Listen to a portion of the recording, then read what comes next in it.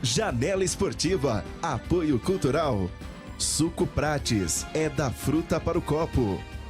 Lubrifique, pagamento facilitado e entrega rápida para Araraquara e região.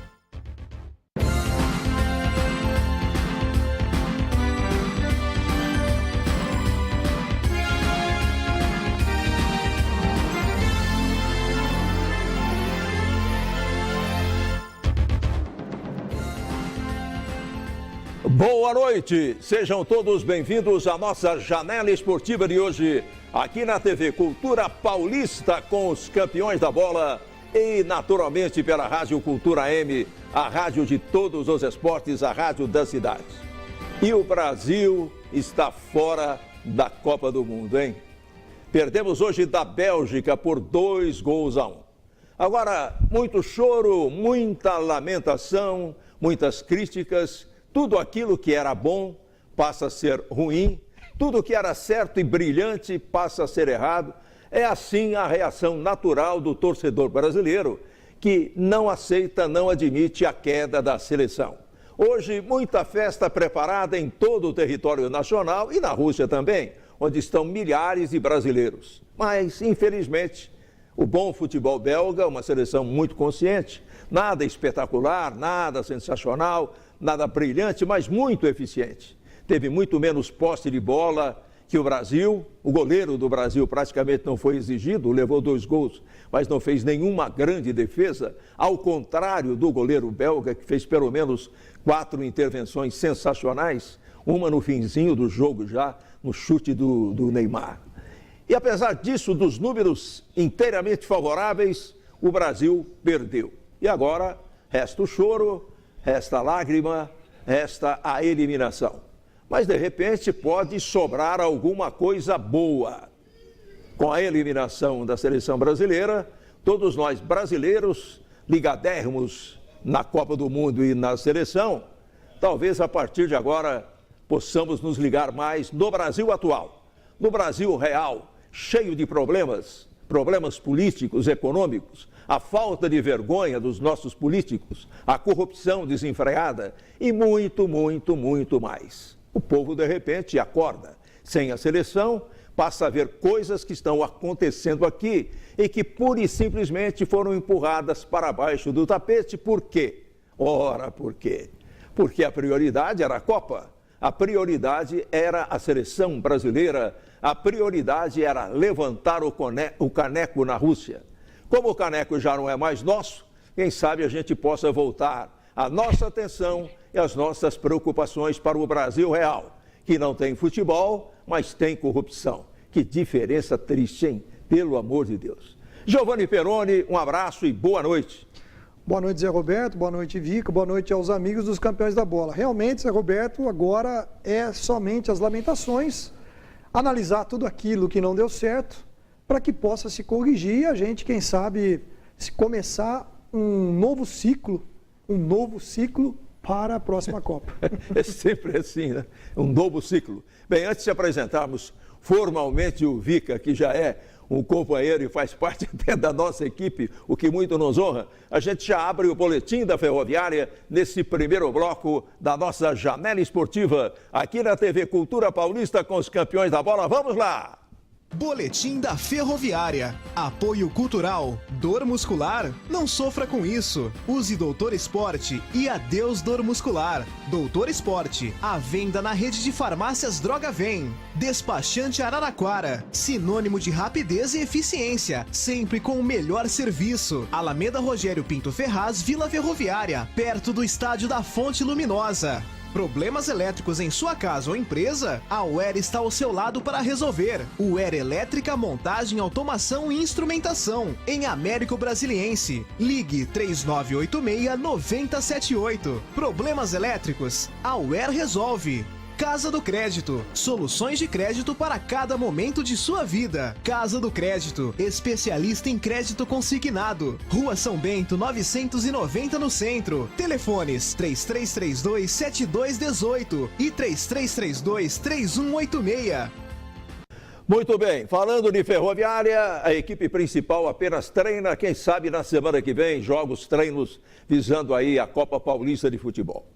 A Ferroviária Futebol Feminino joga amanhã às 3 horas da tarde, neste sábado, 3 da tarde na Fonte Luminosa, pelo Campeonato Brasileiro de Futebol Feminino e recebe o São José de São José dos Campos. Categorias de base da Ferroviária, Sub-15 e Sub-17, jogam na segunda-feira, feriado paulista, feriado estadual, jogam na Fonte Luminosa contra a equipe do Sertãozinho.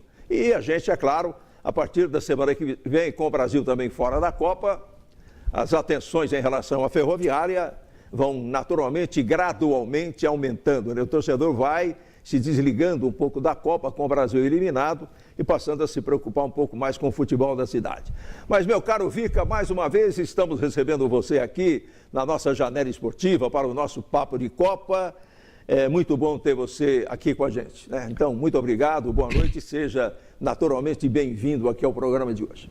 Mais uma vez, eu agradeço o convite, prazer estar com você, o Giovanni, para a gente falar de futebol, falar de seleção brasileira. Infelizmente, não foi aquele resultado que nós gostaríamos de estar aqui analisando, né, um pós-jogo, mas a gente... eu não mudo a minha opinião. Acho que a seleção brasileira era um time, uma seleção preparada para conquistar. Mas em jogos decisivos, em grandes jogos do futebol, eu aprendi uma coisa. É tolerância zero para erro. O Brasil errou e pagou caro. Hoje a França 1-0, o Uruguai dentro do jogo, o goleiro falhou. Não tem como você recuperar essa falha gritante. E hoje nós falhamos no primeiro gol. Eu acho que é ali que mudou a história do jogo e a eliminação do Brasil. Fora isso, os erros de finalizações que nós tivemos. Então, eu lamento bastante. Toda a Copa, né?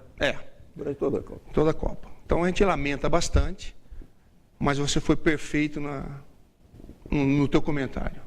Nós temos agora que voltar os olhos para os nossos problemas internos aqui do Brasil. Esquecer um pouco o futebol. Muito bem. Eu pergunto a vocês se... Me parece que uma ou duas vezes o árbitro de vídeo foi convocado. Vocês viram dúvidas em alguns lances, pênalti a favor do Brasil que não teria sido marcado? Giovanni, você acompanhou bem de perto o jogo, alguma colocação nesse sentido? Porque a gente tem uma matériazinha interessante, mas antes eu quero a opinião de vocês dois. Não, em nenhum momento eu vi que aconteceu qualquer falta que pudesse caracterizar dentro da área um pênalti a favor da seleção brasileira. Muito pelo contrário, né? Alguns lances aí que tentamos até de alguma forma induzir a arbitragem, mas não teve êxito nem sucesso não. E quando foi consultado, foi constatado tudo isso. Você tem a mesma linha de raciocínio, Vica? Tenho a mesma, sim. O que gerou uma dúvida assim, de imediato, mas depois revendo o lance, acho que a bola já estava perdida, do Gabriel Jesus. Aquele lance que ele driblou dentro da área, mas ele já deu um toque para fora depois que houve um contatozinho leve.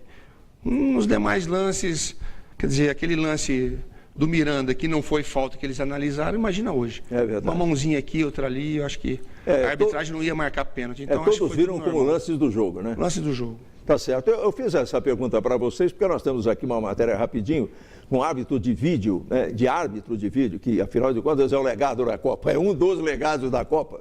E vamos ter árbitro de vídeo no Campeonato Brasileiro, Libertadores, Diabo 4.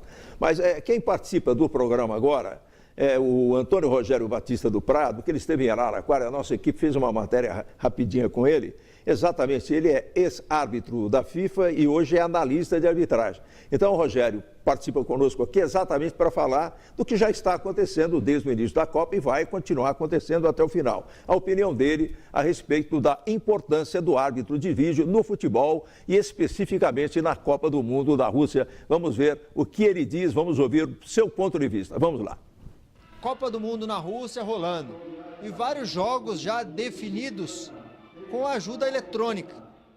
E na Fonte Luminosa, no jogo desta última terça-feira do Brasileiro Feminino, tivemos a presença do ex-árbitro Antônio Rogério Batista do Prado. Rogério, prazer em recebê-lo aqui na TV Cultura Paulista. Você que atuou muito em campo sem a tecnologia. Para a arbitragem, é bom ou é ruim esse recurso eletrônico na Copa do Mundo? Grande abraço. Boa tarde, um abraço a todos aí. Realmente nós estamos vendo na Copa da Rússia aí que o VAR, né, o árbitro de vídeo, ele está sendo muito utilizado. Eu acho que ele vem em benefício da arbitragem, com um princípio fundamental que é legitimar o resultado, que eu acho que o mais importante é o resultado ser legítimo. A gente viu no jogo da França, por exemplo, se não tivesse sido utilizado o VAR, o jogo teria sido 1-0 para a Austrália, ou seja, num pênalti em cima do Griezmann, que foi anotado através do árbitro de vídeo, e também a bola que entrou na tecnologia do relógio. Então, o resultado não seria legítimo se não tivéssemos o árbitro de vídeo. Então, eu acho que vem para somar, eu acho que serão necessários alguns ajustes em função do momento, né? Tá se iniciando já numa Copa do Mundo, então alguns ajustes serão necessários. Mas eu acho que é fundamental para legitimar o resultado de cada jogo. Aqui no Brasil, daria certo? A informação que a gente tem, não sei se é oficial ainda, que viria para a fase final da Copa do Brasil, isso daria certo aqui no Brasil, na sua opinião, como árbitro que atua por muito tempo aqui no Brasil? Como eu falei, eu acho que o árbitro de vídeo ele vem para ficar. No Brasil, eu acredito que já seja implantado aí nas fases finais da Copa do Brasil, e para o ano que vem no Brasileirão já tem alguma coisa voltada para isso aí. Principalmente se for um sucesso na Copa do Mundo, como até agora a gente tem visto, eu acho que não tem outro caminho senão o uso da tecnologia. Muda, quebra o brilho do futebol, ou ajuda ainda mais para o torcedor, para o próprio árbitro, esse recurso eletrônico, Rogério?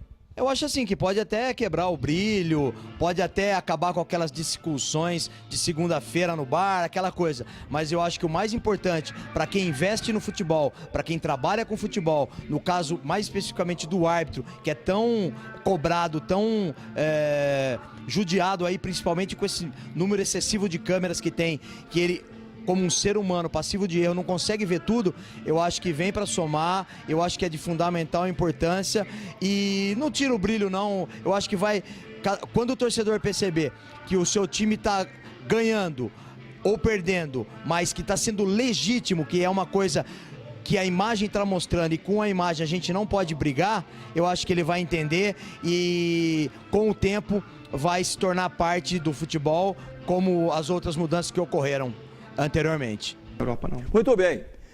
Eu vou pedir a opinião de vocês em seguida, né?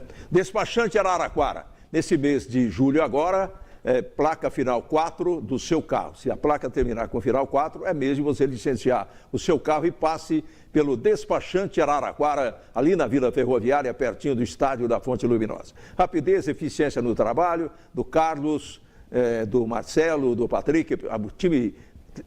o trio de ferro lá é impressionante. Então passe por lá, faça o licenciamento do seu carro e outros documentos do veículo e documentos pessoais também de você. E naturalmente você vai ter condições extraordinárias também de fazer e pagar. Passe pelo Despachante Araraquara, ali na Vila Ferroviária, pertinho do estádio da Fonte Luminosa. E aí, Giovanni e Vica, arbitragem, árbitros de vídeo, o que vocês podem falar a respeito desse assunto? Depois a gente vai entrar em coisas muito interessantes da carreira do Vica e vamos continuar falando de Copa do Mundo. O Brasil fora da Copa, depois de perder hoje da Bélgica por 2-1. Começa com você, Giovanni Peroni.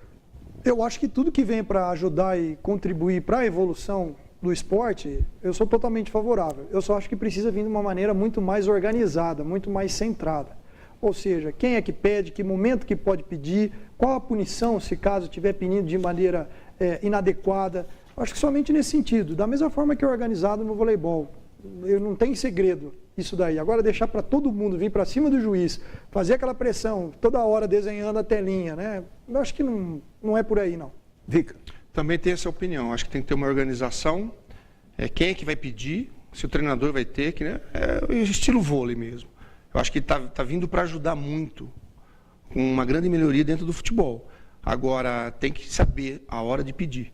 De repente, limitar isso aí, o treinador, chegar ali no representante e pedir 2 ou 3 vezes por tempo, alguma coisa nesse sentido, para organizar, porque senão vira aquela bagunça mesmo, todo mundo vai pressionar o juiz, aí vai parar o jogo, vai ficar esperando, aí você tem que mandar a bola para fora, para ficar esperando uma decisão de fora.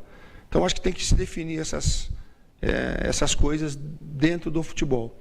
E uma outra coisa, a cultura nossa do futebol, aqui no Brasil, o árbitro de vídeo. vai ser tudo mais ou menos parelho. Já houve uma diferença agora na Copa do Mundo.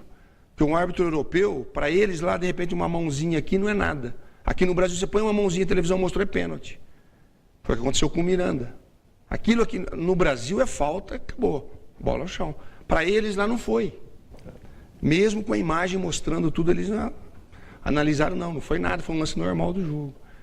Então, acho que vai ter que se padronizar ainda mais e ter muito mais atenção em quem está ali vendo o vídeo. Porque às vezes nós, em casa, nós estamos vendo lá um lance. E ali eles pegam e tiram uma outra conclusão. Quer dizer, diferente de todo torcedor. Aí você fica meio na dúvida se isso vai valer a pena ou não. Ô Vica, alguns jogos da Copa decididos por pênalti. Você acha que, no caso dos pênaltis, a ação do árbitro de vídeo deveria ter sido mais efetiva? Aquele negócio do goleiro adiantado, um passo à frente, sair da linha do gol. Porque a regra na cobrança de pênalti, mas não é cumprida nunca, né? Nunca, jamais. E por que não usou o árbitro de vídeo? Ali nós estávamos decidindo uma vaga de Copa do Mundo, certo. Lances importantíssimos. E não é difícil, tão e não é difícil visualizar, né? Já tem ali. O árbitro de vídeo tinha que trabalhar, eles se omitiram, deixaram para o árbitro. Aí fica um árbitro ali cuidando, fica um olhando só o goleiro. Ele vê o goleiro se mexendo, mas não tem peito para mandar voltar.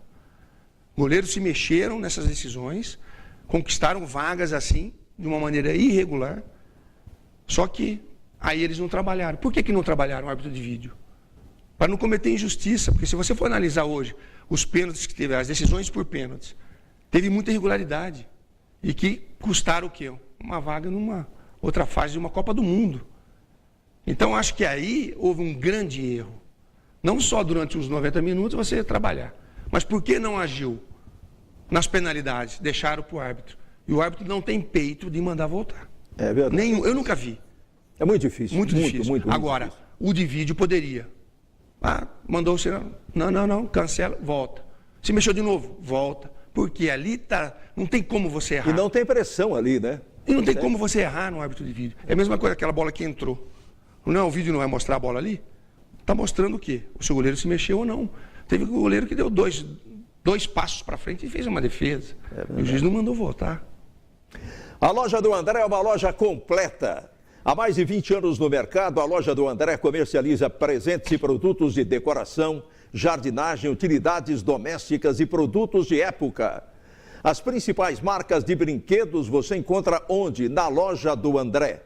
São os bonecos da Marvel, lançamentos da Hot Wheels e as lindas bonecas Barbie, Estrela e LOL. Brinquedos Bandeirante e Copag e uma completa linha para playground. Estamos mostrando aí. Você conhece, com certeza conhece muito a linha de brinquedos e outros produtos da loja do André. Produtos de qualidade com preços justos. Loja do André é uma loja completa, climatizada, com estacionamento próprio. Você fica à vontade para comprar. Estamos observando aí os clientes da loja do André e ela fica no coração da Vila Xavier. Avenida Otaviano de Arruda Campos, pertinho do SESI. O telefone da loja do André é o 3305-6461, loja do André. Vamos para o intervalo e a gente volta para o segundo bloco, recebendo com muita alegria aqui no nosso Papo de Copa o ex-jogador, treinador Vica, ex-ferroviária, ferroviária sempre. E a gente vai continuar falando de Copa com o Vica e com os campeões da bola aqui na TV Cultura Paulista com a equipe líder. Um instante só e a gente já retorna.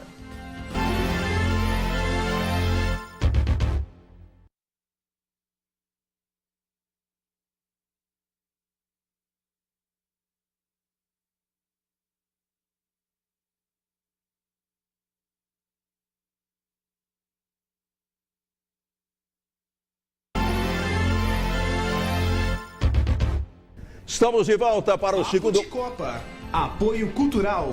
Saganá, o melhor peixe você saboreia aqui. Altelé.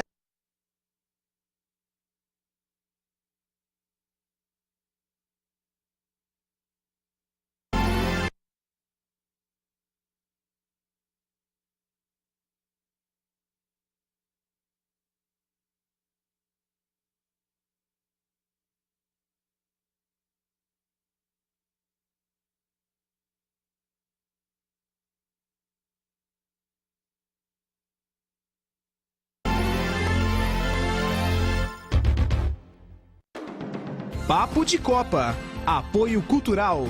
Sacaná, o melhor peixe você saboreia aqui. Autoelétrico Carlão, onde você encontra a bateria Moura. Moura é Moura. Tijuca, seu point carioca em Araraquara. Avenida Bento de Abreu, 1084. Telefone 3357-4300.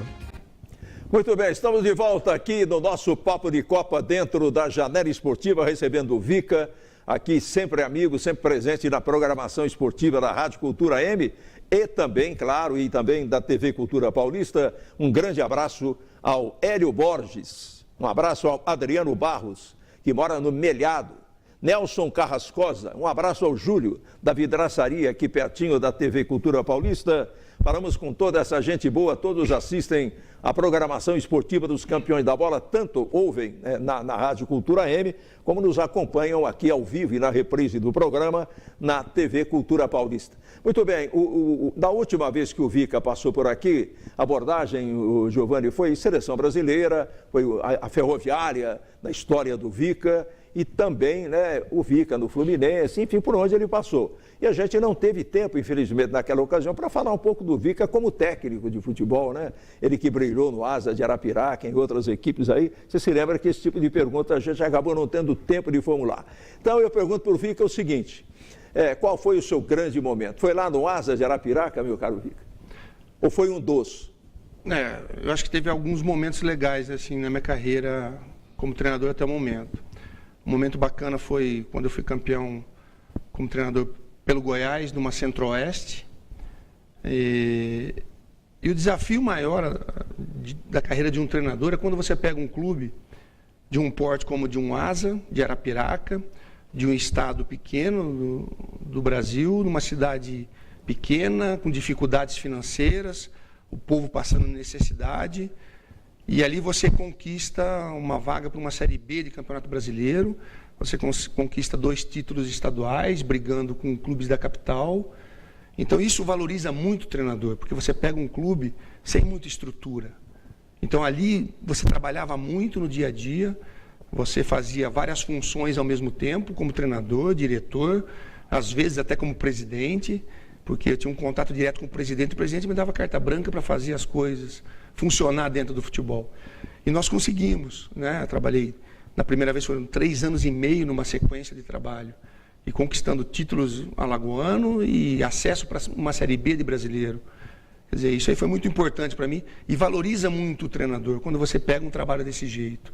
Agora é lógico, você trabalhar num Goiás, na época, isso foi em 2001, você pegar um Fernandão, Dil, Araújo, Josué, Marabá, quer dizer, de repente é um pouco mais fácil de você trabalhar com jogadores desse nível. Sim. Danilo mesmo, esse que está no Corinthians. Então, é uma outra situação. Consegui um título lá, uma Centro-Oeste. Você trabalhar no Santa Cruz foi um desafio muito grande. Em 2013, quando nós conseguimos um acesso para a Série B do Brasileiro e ainda conquistamos um título brasileiro. É o único da história do clube. E pelo tempo que o Santa Cruz vinha sem divisão no Campeonato Brasileiro, 7 anos sofrendo. Série D e Série C, um clube de um grande potencial a nível de torcida do Nordeste e do Brasil. Ali você colocava na Série C daquele ano 70 mil pessoas no campo. Você concorria, estava entre os 3 primeiros de renda do Brasil, em todas as divisões. Então ali também foi marcante. Então eu acho que esses 3 clubes que marcaram bastante a minha carreira como treinador. Agora, Vica, fala pra gente de Arapiraca, né? Você, inclusive, é cidadão, né? Recebeu uma homenagem lá da Câmara Municipal, da Assembleia Legislativa lá de Goiás, né? De Goiás não, de Alagoas, mas no caso da Câmara Municipal de Arapiraca, né? O pessoal tem um carinho muito especial pelo nosso trabalho, pela minha pessoa também. Eu tenho um respeito muito grande também por Arapiraca. Quer dizer, isso aí sempre foi uma troca ali. Eu vesti a camisa de Arapiraca. E isso aí foi muito importante na minha carreira também. E eu fiquei 3 anos e meio, e era para ficar 4 anos e meio, 5. Eles não queriam que eu saísse. Mas depois daquelas conquistas e de acesso, aí começaram outros desafios. Né? Aí começou a aparecer Fortaleza, que bateu na trave também um acesso. Aí você tem que procurar algumas outras coisas. Foi onde eu resolvi sair. Quando eu saí, foi uma coisa muito bacana, até porque mexeu com a cidade inteira. mexeu com a gente também, porque eu não gostaria. Pela amizade que eu fiz ali em Arapiraca, eu gostaria de ter ficado um bom tempo lá. Mas profissionalmente você tem que também procurar respirar outros ares também, outros desafios. Isso foi feito na minha carreira, lógico, não me arrependo de nada que foi feito, não. E o Vica, com certeza, e o Giovani daqui a pouco entrando no papo também, porque a verdade é que no futebol tem as histórias, essas que a gente vai comentar daqui a pouco com relação ao Brasil, né, eliminado da Copa, do jeito que foi, e tem as coisas de bastidores, né, aqueles fatos pitorescos, engraçados mesmo, né, que são as coisas fora do campo de jogo e que constroem também a história do futebol. Nós temos um convidado aqui, Vica, não foi fácil falar com ele, mas o Juninho nos ajudou muito e vamos ver se você reconhece essa voz que nós vamos colocar no ar aí. Depois da voz a gente já coloca, não vamos colocar foto, né, mas vamos esperar a sua reação. Tá tudo pronto aí em cima, hein? Tá? Então vamos ver se você reconhece esse áudio aí, essa voz que nós estamos colocando para você responder a pergunta. Vamos lá. Na apresentação do Vica ao Asa em 2008, o que me chamou a atenção foi a forma como ele focava a construção de uma história em um clube que ainda não tinha história a nível de Brasil. Consequentemente, as pessoas que estavam envolvidas nesse processo compraram essa ideia e transformamos o clube num verdadeiro clube a nível de Alagoas e depois a nível de Brasil, surpreendendo a muita gente.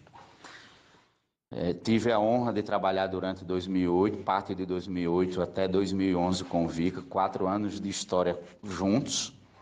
Isso praticamente é um recorde no Brasil, com um profissional da bola, na função de treinador, coisa que no nosso país é muito difícil de acontecer.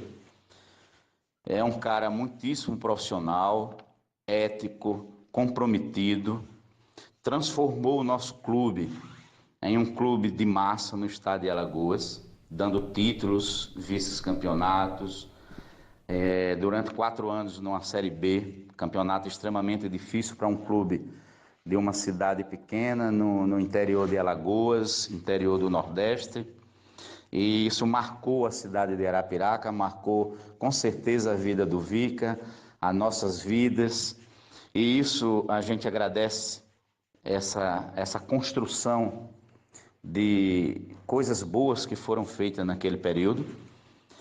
Infelizmente estamos longe hoje, mas quem sabe num futuro próximo possamos trabalhar juntos outra vez. E não só isso, Vica, você não só transformou a história do Asa de Arapiraca, você transformou a vida de muita gente que durante aqueles 4 anos, jovens atletas que depois foram para clubes de Série A, como é o caso do Júnior Viçosa, o próprio Didira, enfim, Lúcio Maranhão, Thales, que está na Europa. Você transformou a vida de muitos jovens que, em suas mãos e com a sua inteligência, eles conseguiram fazer em suas vidas aquilo que normalmente eles não conseguiriam se fosse um outro profissional. Então, cara, é com grande satisfação que eu passo para você, com muita honra, ter tido essa oportunidade de trabalhar com você e ter em você um amigo que está eternizado na vida da minha família, na vida da história de Arapiraca, no futebol de Alagoas e, consequentemente, saber que a gente, no decorrer de nossa existência, a gente encontra pessoas como você, com a sua índole, com o seu caráter, com o grande profissional que você é, transformando vidas e transformando histórias de clubes, que com certeza você ainda vai fazer muito por outros clubes e quem sabe no futuro próximo vir ajudar a restaurar essa história que está faltando profissionais como você em Arapiraca. Então, um grande abraço e que a gente possa no futuro próximo nos encontrarmos para juntos trabalharmos uma outra vez. Grande abraço, amigo. No período em que eu fui presidente, eu tive essa sorte de trabalhar com você. Viu? Um grande abraço.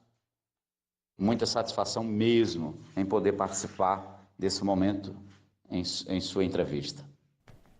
E aí, Vica, José de Oliveira, Zé da Danco. Exatamente, é ele. Temos a foto dele aí, ó. Como é bom ouvir coisas assim, né? Um dos grandes presidentes que eu trabalhei dentro do futebol. Às vezes a gente tinha um resultado ruim, a gente marcava uma reunião, chegava cabreiro, triste. Ele mais um diretor, Noel. O que foi, Vica? Tá bravo por quê? Não deu certo. Não, calma, no próximo vai dar certo. Quer dizer, eu chegava bravo, em vez de eu tomar uma bronca que o time tinha perdido ou empatado. Não, eles não. Tá bom, o trabalho é esse, um incentivo numa derrota. Eles estavam sempre juntos. E o Zé de Oliveira é que foi o grande responsável, né, pelo meu sucesso dentro do Asa. Porque teve resultados ruins, que você não passa com o campeonato. E teve pressão também da capital. Por quê? Porque você chega num time do interior, a capital, quando vai cobrir lá, fazer algumas matérias, eles acham que eles podem chegar e fazer tudo. Mas lá tinha ordem. Lá tinha algumas regras para ser cumpridas. E eles estranharam isso. Pô, um time de Arapiraca. Um treinador chega aqui de fora, muda tudo. Não deixa a televisão entrar dentro do campo para filmar, para gravar entrevista a qualquer hora. Não, calma. Vamos fazer uma organização mínima para a gente ter um bom convívio, né, com a imprensa, com todo mundo. E o José de Oliveira que me dava essa carta branca.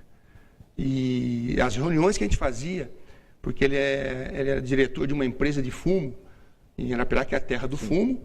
Ele era diretor de uma empresa que esse fumo vai para a Europa, para voltar em forma de charuto. E ele tinha muito trabalho nessa empresa. E eu fazia reunião lá na sala dele. Sempre. 2 vezes por semana eu estava com ele. E às vezes também, fora trabalho, a gente estava jantando junto, estava indo na casa dele com a minha família, principalmente com a minha esposa, né? E convivia dentro da casa dele. Então era um relacionamento fantástico. E os resultados vinham aparecendo. E uma vez ele chegou e para mim falou assim: pô, Vica, eu não tenho dinheiro para montar um time de 30 jogadores, contratar 30. Falei: Zé, vamos fazer o seguinte, vamos trabalhar com 15 da base, o restante a gente pega para ir enxertando. Nós começamos a fazer um trabalho com 15 garotos que não tinha, como ele disse, que não tinha chances dentro do futebol. E o trabalho foi feito, eu levei meu auxiliar para trabalhar comigo, o Rubem Futenbach, que é uruguaio, e começou a trabalhar firme com essa garotada. Essa garotada vingaram no futebol, tiveram um outro rumo para a sua vida. Verdade. E o Zé de Oliveira que foi o grande responsável, porque ele segurava e as nossas opiniões eram sempre compartilhadas com a dele. Falei: não, Vic, você está pensando assim, vamos fazer assim, é assim que vai ser. E por isso que deu resultado. Por isso que eu fiquei esse tempo todo lá. Porque eu tinha uma pessoa, eu tinha uma retaguarda aqui, que era o presidente do clube, e que entendia todas as nossas reivindicações.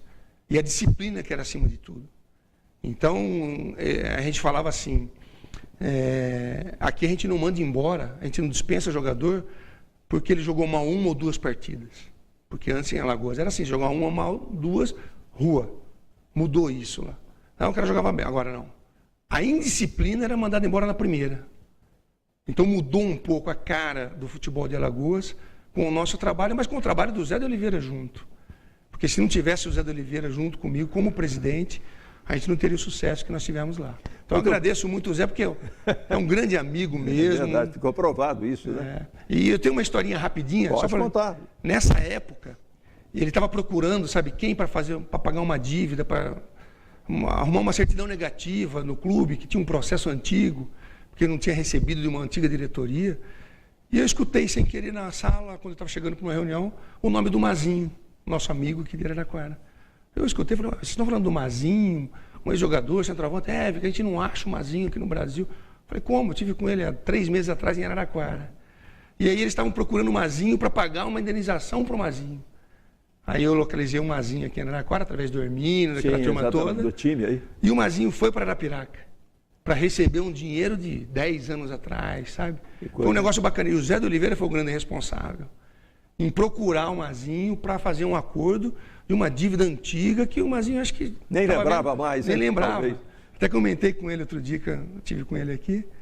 Então, são coisas diferentes que a gente começou a ver de um dirigente de futebol no interior do Brasil, em Arapiraca, José de Oliveira, um grande amigo e um grande presidente. Bem, a gente quer agradecer, viu, Didio, ao Juninho da TH, Juninho, que é um seu amigo fantástico, né? Conhece muito, inclusive, o Zé Dadanco, e foi ele quem fez esse meio de campo aí, para que a gente pudesse prestar essa homenagem para você, viu, Vica? Muito obrigado ao Juninho. Ele foi fundamental nisso aí. Juninho tem uma parcela lá, né? Porque o Juninho indicou vários jogadores também para o Asa, ajudou muito lá também. E o Juninho fez essa amizade com o Zé e até hoje permanece. Então, faz um tempo já que eu não falo com o Zé. Bem, gente, o Brasil está eliminado da Copa, estamos fora da Copa. O Brasil perdeu da Bélgica 2-1, vai ser o assunto definitivo do nosso próximo bloco. Só que tem um detalhe, não é porque o Brasil está fora da Copa, eliminado, né? O pessoal arrumando as malas, eu quero ver quantos virão para o Brasil, né? De todos aqueles que estão lá. Acho que 3 ou 4 no máximo. O resto fica pela Europa e tchau e benção. Mas o que eu quero dizer é o seguinte, não é porque o Brasil foi eliminado, você está triste, termine essa tristeza, se é que ela existe em você, passando pelo Sacaná. Vá saborear o melhor peixe da cidade lá no Sacaná.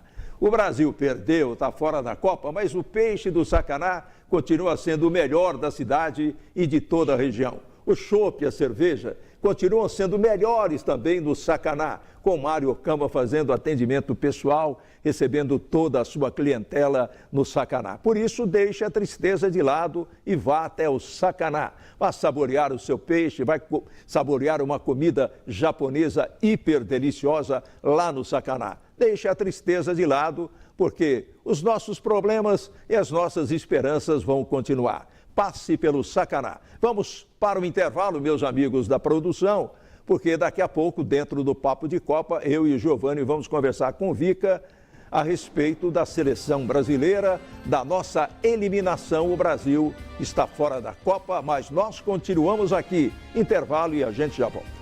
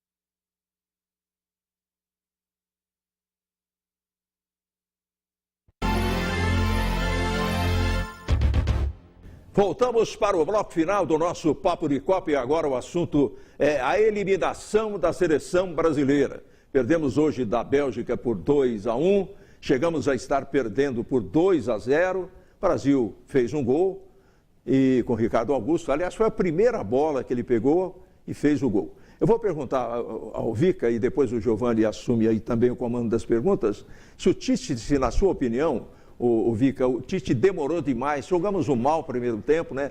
O time caiu muito depois do primeiro gol da Bélgica, esforçamos, é verdade que o time correu, lutou, mas perdemos de 2-0 no primeiro tempo. Você já mexeria no time na volta para o período final? Você entende que o Tite demorou demais para mexer no time ou não?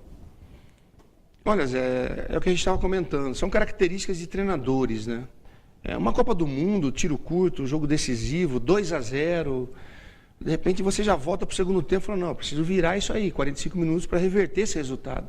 1-0 é diferente, 2-0, acho eu, na minha opinião particular, que poderia já ter voltado nos 45 minutos finais com algumas outras, essas alterações. Um pouco mais rápido o Douglas, para dar uma dinâmica diferente no jogo. Agora, o que nós temos que entender, e que o Tite questionado vai explicar, os seus motivos, suas razões. A gente também estava comentando, de repente tem um centro de fisiologia, né? O jogador está pronto para 30, Mas será que numa decisão como essa não vale a pena arriscar 45? Né? Tudo isso são pontos que a gente vai ficar batendo na cabeça, perguntando o porquê que não fez antes. Quer dizer, eu acho que as mudanças, os 3 que entraram, na minha opinião, corretíssimos. O que a gente questiona, como você disse, é o tempo. Poderia ter sido um pouquinho antes. Né? Os 3 jogadores de imediato, 45. Vamos por tudo ou nada agora, nós temos que virar esse jogo. De repente queima 3 logo no intervalo. Quer dizer, é uma Copa do Mundo, é tiro curto, 45 minutos para decidir uma vida. Não tem muito o que pensar, né? Mas são características de treinadores. Às vezes você pega uns treinadores que de repente ele faz isso ou mexe com 30 minutos do primeiro tempo, tá dando errado, com 40 já mexo. Aí o pessoal fala, pô, isso aí é meio doido, o treinador é meio maluco e tal. Já queimou tanto, será que não correu risco desnecessário? Você vai ser questionado de qualquer maneira. Mas eu acho que o Tite tem as suas explicações, tem as suas convicções. Eu, lógico, como torcedor, não vou nem falar como treinador, eu acho que poderíamos ter arriscado um pouco antes nas mexidas, porque o Douglas Costa entrou de novo, deu uma outra dinâmica para o time. Didio. Eu tenho comigo que quanto mais tempo vai passando, mais difícil vai ficando a situação com o time que o Brasil entrou no segundo tempo. E o time que o Brasil entrou no segundo tempo, depois que fez as substituições, era o time que a gente gostaria de ter visto nos 2 tempos. E aí, quando entra o Douglas Costa, que leva todo o jogo para o lado direito, arrojado, vai para cima, ele dá uma diferença gritante daquilo que não foi feito no primeiro tempo, que a seleção deveria ter feito, com esses valores que a gente tem. Esperava-se isso do Neymar, não fez. Esperava-se isso do William, também não fez. Então, eu acredito que o Tite ali, já no segundo tempo, deveria ter tido coragem. Coragem, olha, é jogo de vida ou morte, eu preciso colocar vocês vão entrar agora, vocês vão ter que dar conta do recado. Ó, Gabriel, valeu, obrigado, senta aqui. Paulinho, espera um pouquinho, porque o Paulinho é atrasadíssimo em muitas bolas. Muitas bolas. Então agora, é aquilo que a gente fala, agora a gente começa a pesar que nós pegamos um adversário, como você vinha falando, Zé, que estivesse perdendo o jogo, como que seria o poder de reação, mas cada passada que eles davam, eram 2 dos jogadores brasileiros, né? E a velocidade ainda, né? Que eles conseguiram nessa dinâmica. E os erros dos gols, foram erros nossos, foram erros de marcação ali na saída, tinha que ter feito a falta logo na hora que a bola saiu ali, que estava no campo nosso, e o primeiro gol então, sentimos a falta do Casemiro. Essa foi a verdade. Não sei se o Vica concorda comigo. Concordo. A gente estava conversando justamente sobre isso. O Casemiro, aquela bola de primeiro pau posicionado... É dele. Ali é dele.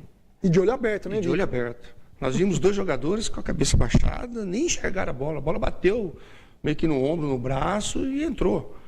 Quer dizer, de repente, nós vamos analisar que não eram jogadores preparados para aquela função.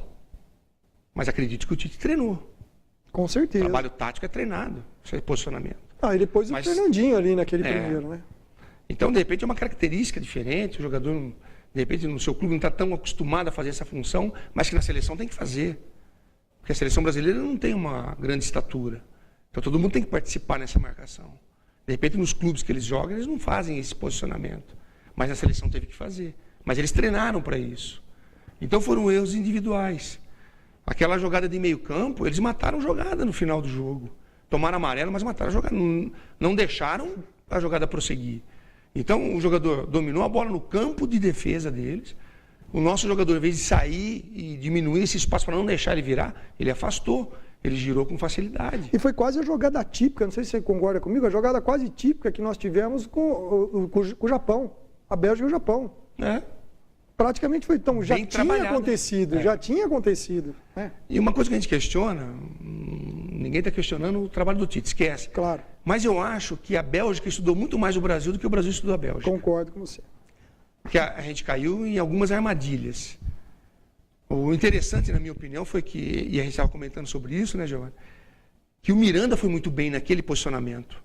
Porque eles usaram aquela do atacante ficar nas costas do Marcelo para tirar o Miranda do miolo.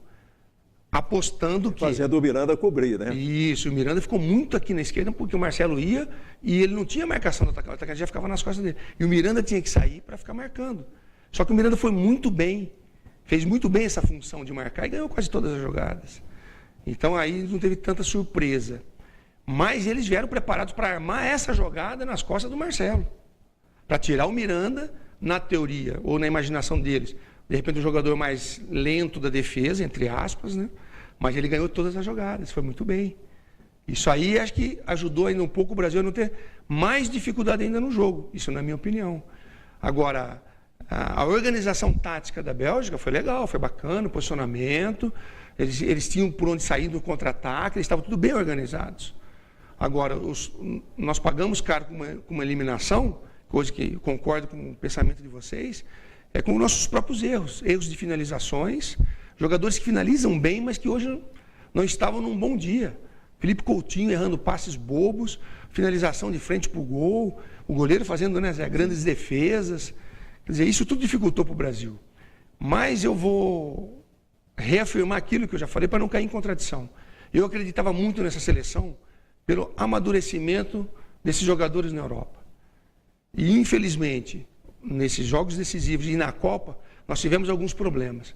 E que depois nós temos que analisar também friamente, fugindo um pouco da parte tática. O estado físico dos jogadores que vieram para uma Copa do Mundo.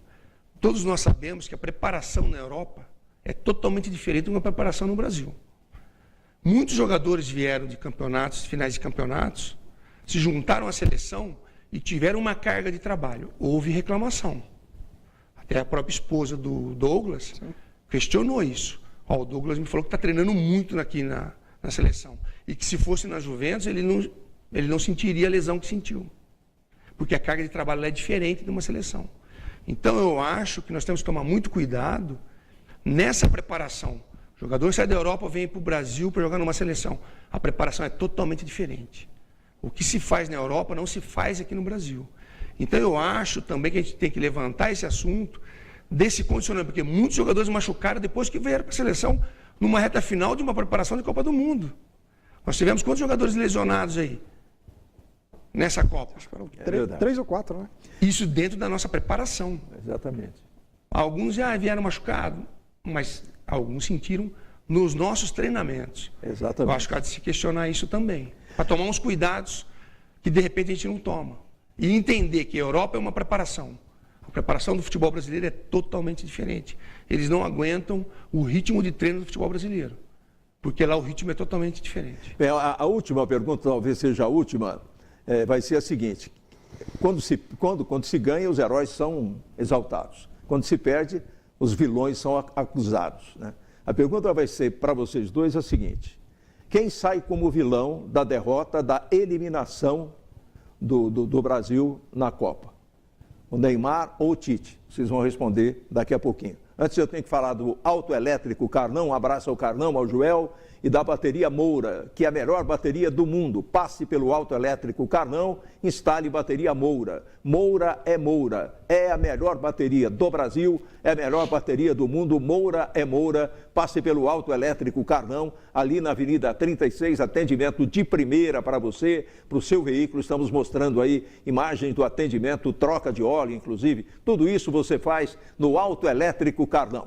E repito aqui um recadinho dos campeões da bola para vocês também, né? O Brasil está fora da Copa, está todo mundo triste, chateado, mas não vamos acabar com tudo porque o Brasil está fora da Copa. E vamos então ao Tijuca Restaurante, porque afinal de contas, fim de semana chegando, e o Tijuca abre os serviços, inclusive com o almoço que já foi hoje, e aquele sabor das coisas do mar. Mas tem muito mais, né? O Happy Hour com a promoção Chopp em dobro já começou.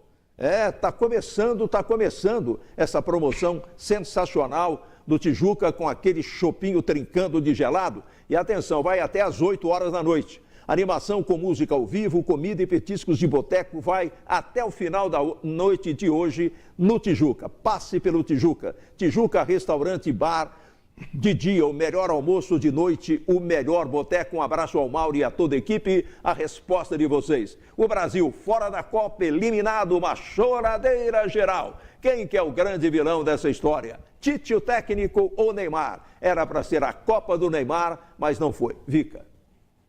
Olha, Zé, eu acho que seria muito incoerente da minha parte eu, como um treinador, analisar uma situação do Neymar. Nós sabemos, o Brasil inteiro sabe, o atleta não é um super-herói. O Neymar veio de uma lesão, veio de uma cirurgia, parado. Não estava no mesmo nível que estava antes. O atleta, quando faz uma cirurgia, ele vai sentir. E um campeonato tão importante e duro quanto é uma Copa do Mundo, eu imaginava que o Neymar não ia render o que ele vinha rendendo antes dessa lesão. Eu não esperava, eu esperava um pouco mais até do rendimento dele. Mas a gente não pode, na minha opinião, crucificar o Neymar. Ele vem de uma lesão, ele vem de um tempo parado, sem um ritmo forte de jogo. Eu acho que o Neymar, na minha opinião, a gente não deve crucificá-lo, não. Porque ele teve problemas seríssimos e não é brincadeira esse tipo de lesão. Seria o Tite? Você está falando um ou outro, né? Sim.